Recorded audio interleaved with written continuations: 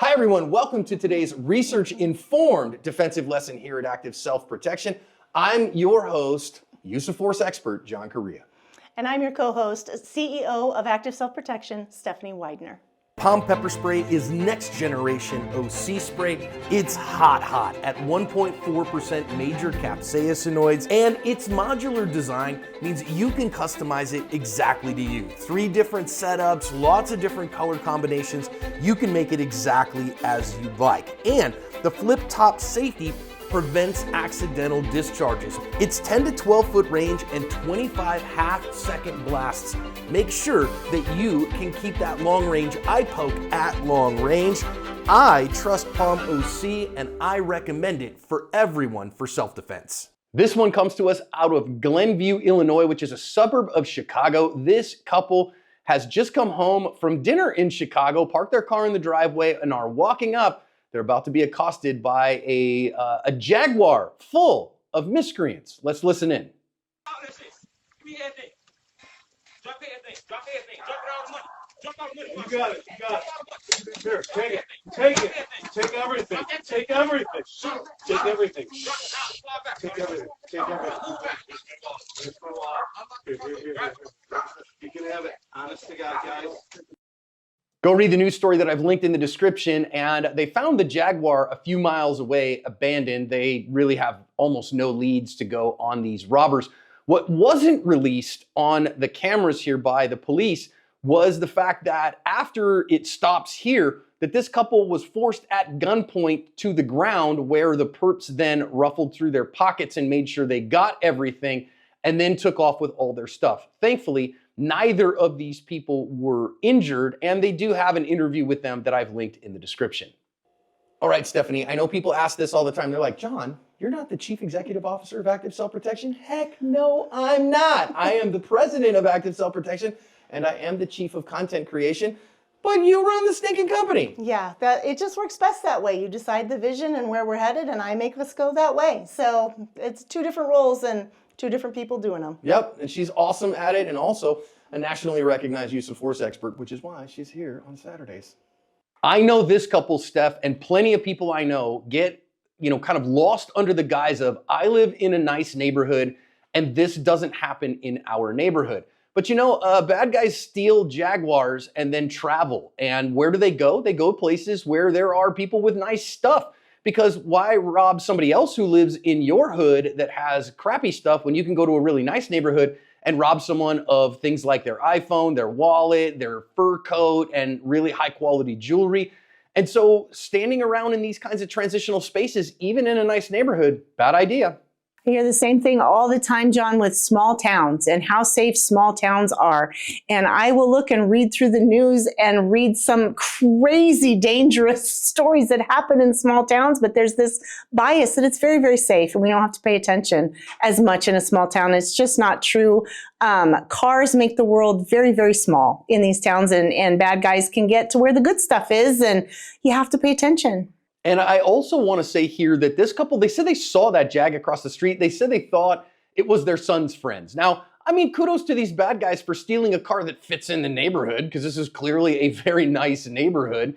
But this is why we pay attention. This is why we say, hey, wait a minute, I'm in a transitional space. So head up, eyes scanning, yellow condition. Now remember, now that's usually when we're going to the car, but coming away from the car into our house too. Doesn't mean we have to be paranoid. It does mean that we should just simply pay attention. And when something is out of place, again, a car parked across the street that we're not aware of, the neighbors across the street might have some friends over. That would be a totally normal thing. There's a bunch of dudes sitting in that car as we are pulling up on our property. That is something that we should pay attention to, because it's odd, because it's not what we would expect. Now here, those guys jump out, Steph, and they come up guns up and say, give it all to us. And it takes a couple of seconds for our victims here to orient to the problem. That's that Colonel Boyd OODA, right? Observe, orient, decide, act. So it takes a little bit of time in these kinds of complex situations to see what's happening and then orient ourselves to the problem. And I know sometimes people think, oh man, I'm fast enough, I'm gonna go for it. But recognize here, purposeful compliance is probably your only option, because by the time you're able to orient to the threat, these guys, you got multiple dudes with guns on you. Yeah, I mean, it's that old saw. Action is faster than reaction. And that bad guy will see you trying to do anything here. He's already got his gun trained on you. It will take him tenths of seconds to orient to what you're doing and react to what you're doing. And you just can't beat that. What you need to do is like what you said, John, that purposeful compliance. Look for a spot where you can make a difference, make some changes with much less risk to yourself and your loved ones. I also think here that the missus, right? The lady here, she is as much responsible as self-defense as the husband is. And I think, a lot of times people are like, well, the husband's job is to be the defender. The wife's job is to just stay out of the way. In this case, she can't stay out of the way. I would strongly encourage, ladies, all of you, be an asset here. Be part of the self-protection team. Now, if you're not a high responder, all right, fine. But, obviously we have Stephanie on here because she is a high responder, well, and quite capable of self-defense. So Steph, I think sometimes the ladies take a very passive role here, but she needed to take an active role. Well, sure. I mean, you want to be an asset in this sort of situation. And I always think it's a bit comical to think that that the husband or the male in your life is going to be able to protect you. I work with my husband, travel with my husband, and yet I am not with him far more than I am with him. So if I were depending on him to take care of me and protect me every moment of every day, that's just not going to work. I also have children and grandchildren in my life that I would give my life for and I would be willing to die for. But if I do that, I can't do anything to protect them. So I work very hard to be an asset and to be able to protect the things that are precious and dear to me. And I get that it's easier to not have that responsibility and to hope that someone else will take that responsibility up for you. But I would just encourage you now, with very little work, you can make a big difference. It takes far less work, in my opinion, than most people make it out to take.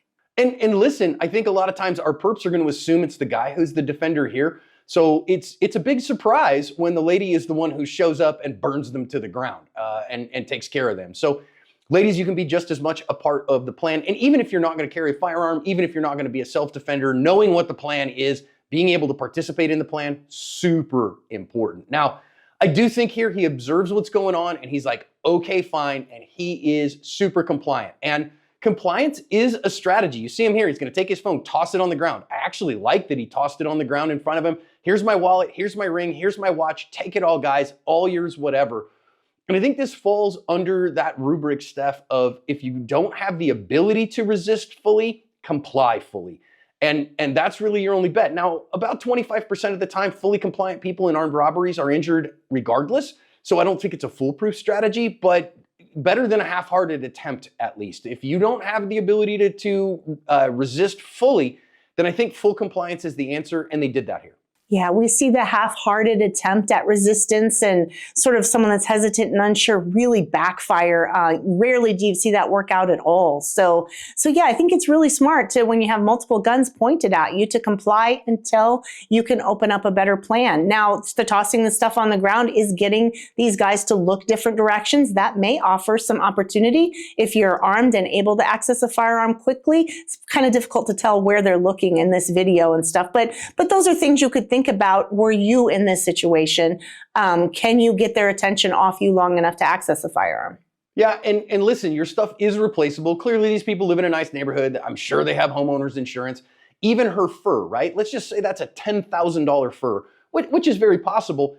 You can replace it, right? It's just stuff. A hospital visit's going to cost you a whole lot more than that. So recognize that if I can get out of here without getting injured, that's the first win I want to take. If I can get out of here without losing my stuff, that would be a better win. If I can get out of here without getting injured, without losing my stuff and winning the fight and stopping these guys from doing it again, okay, ultimate flawless victory, but that's pretty far down the road, all right? Now, I also want to say, Steph, it's not shown here on the video because, again, the police department didn't release this part of the video, but in the news stories that we've linked in the description with an interview of them, they said that after this, the camera being a motion camera, I guess, stopped recording and they were put on the ground. And I will say everybody has to set their own boundaries here. I would rather be put on the ground than taken in the car to a second location. I'll fight like the third monkey trying to get on the ark when it's raining if they're going to take me to a second location. I don't love being put on the ground either, but I think everybody has to kind of set their own boundaries here. Yeah, and I think sitting here watching a video like this is the time to really think that through, because you have to have that. If you're not someone that's going to do that, if that's past your line in the sand, I'm not willing to go in a car, I'm not willing to be put on the ground or put on my knees or something like that, then you know that that is your signal. That is your go time, whatever the odds are, and you need to go fully and resist. And so having those signals clearly delineated in your own mind can really shortcut that process for you when you're trying to orient and react to what's happening. So take some time and think through that, because I know a lot of people that would refuse to do that. Now, in their situation, it worked out and they were fine. And probably the odds are most of the time it is. But like you said, John, about 25%, a third of the time, you're still injured or killed anyway. So really think that through while you have a minute. I love you, Stephanie. 25% is 1 time in 4, not 1 time in 3. So, math, difficult. I meant 25% to about, I've heard 33% as well. So about 1 in 3. So both of those numbers, yes, they are different numbers though. All right. This couple made it out okay. I'm super glad for that. Let's learn the lessons from this, because we don't want it to happen to us, right? Pay attention. Make sure that we are recognizing transitional spaces for what they are. Use our compliance for what it's worth. I would also argue that having the means to defend yourself is a very good thing here as part of covering your ASP.